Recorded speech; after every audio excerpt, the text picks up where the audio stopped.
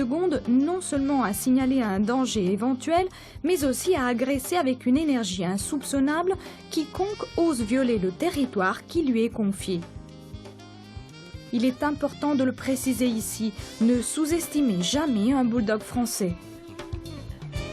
Certes, sa taille est réduite, mais c'est un concentré de 10 à 14 kg de muscles qui en font un athlète petit mais puissant.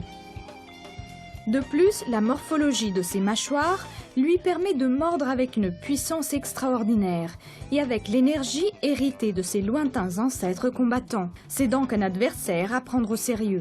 Un bulldog français, pourvu de bon tempérament, avec sa petite taille et l'aspect sympathique, un peu amusant qui le distingue, regarde le monde du haut en bas et son expression révèle son caractère fier et sûr de soi, courageux, fort et tranquille. Ses 30 cm de hauteur renferment un tel patrimoine génétique que si l'on observe un exemplaire représentatif de la race, on est immédiatement frappé par l'impression de force et de détermination qu'il transmet. À travers les voies mystérieuses des transmissions génétiques, les bulldogs ont hérité des caractéristiques de leurs lointains ancêtres molossoïdes, ceux qui, pendant des millénaires, ont dû affronter des dangers de toutes sortes pour survivre. Voilà d'où vient ce courage qui semble sans limite et qui le pousse à affronter des adversaires beaucoup plus gros que lui, avec un mépris royal pour les conséquences éventuelles. Ce même courage qui le fait affronter tout danger potentiel pour les personnes qu'il aime. Une autre des caractéristiques qu'il a héritées, c'est l'amour qu'il ressent pour son maître.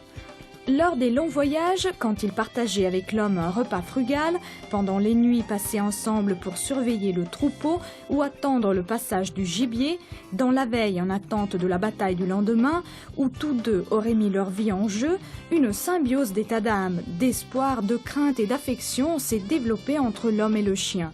De nombreuses anecdotes nous sont parvenues, parmi lesquelles une reflète bien ce que nous voulons dire. C'est l'histoire d'Alcibiade, le général athénien qui vécut 4 siècles avant notre ère et qui fut atteint par diverses flèches au cours d'une bataille contre Cerse, roi des Perses.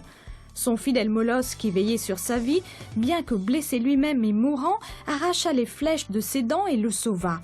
Alcibiade, ému et reconnaissant, le fit enterrer avec toutes les honneurs. Le bulldog français aime sa famille, même si, comme de nombreux chiens, il choisit un seul membre comme maître, lui décerne le titre de chef de meute et le respecte comme son seul supérieur. Pour lui, les autres membres de la famille sont ses pairs, auxquels il voue une grande affection. Les exemplaires de la race sont doux et fiables avec les enfants.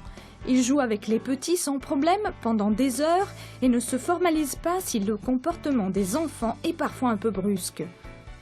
Il faudra faire un peu attention si le chien est accueilli à la maison alors que les enfants ne sont pas encore nés, car son amour pour son maître peut rendre le bulldog assez jaloux. Si un bébé venait à naître, surveillez les réactions du chien pendant quelque temps.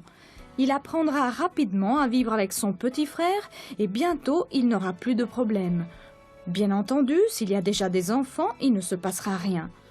Nous l'avons dit, bien des bulldogs sont assez jaloux. Ils n'acceptent pas que l'on caresse des chiens étrangers, ils ne veulent pas être enfermés quelque part si des hôtes viennent à la maison. Ils n'admettent pas que l'on donne à manger à d'autres animaux et surtout, ils n'aiment pas qu'on les laisse seuls. Il est important d'en tenir compte et il faut absolument habituer le chiot dès le départ à passer du temps tout seul afin d'éviter des déboires par la suite. Au départ, il faudra le laisser pendant de brefs délais, qu'on allongera de plus en plus jusqu'à arriver à une autonomie complète.